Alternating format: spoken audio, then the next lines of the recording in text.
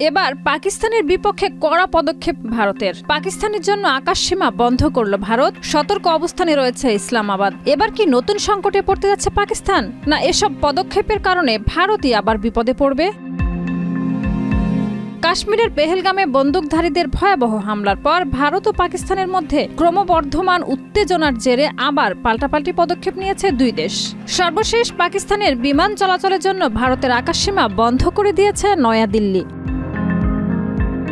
৩০ April রাতে ভারতের বেসামরিক বিমান চলাচল কর্তৃপক্ষ নোটাম জারি করে জানায়, পাকিস্তানে নিবন্ধিত বা সেখান থেকে পরিচালিত সামরিক কিংবা বেসামরিক কোনো বিমান ২৩ মে পর্যন্ত ভারতের আকাশসীমা ব্যবহার করতে পারবে না। এর ফলে পাকিস্তানি মালিকানাধীন সব ধরনের বিমান ভারতের আকাশসীমায় প্রবেশ থেকে নিষিদ্ধ করা হলো। এর আগে পাকিস্তানও ভারতের জন্য তার আকাশসীমা বন্ধ করে দিয়েছিল। তবে সরকারি সিদ্ধান্ত ঘোষণার আগেই দুই দেশ একে অপরের আকাশসীমা এড়িয়ে চলতে শুরু করেছিল বলে জানিয়েছে সংশ্লিষ্ট দেশগুলোর গণমাধ্যম।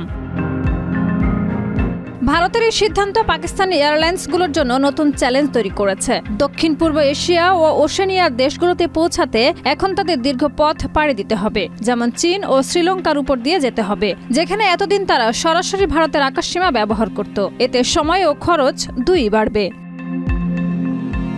শাহিদা রুবি, মাই টিভি।